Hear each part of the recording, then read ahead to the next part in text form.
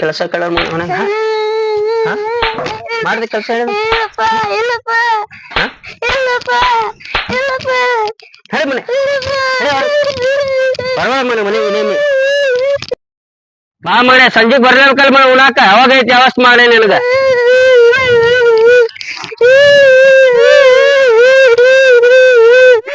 ಪುಂಡ ಯಾಕಾಗತ್ತಿಲ್ಲ ಯಾಕಾಗತ್ತಿಲ್ಲ ಗಿಡ್ಡ ನಮ್ಮ ಮನ್ಯಾಗ ನಮ್ಮಪ್ಪ ಐಫೋನ್ ಕೇಳಿದ ಹೊಡ್ಯಾಕತ್ತಾರನ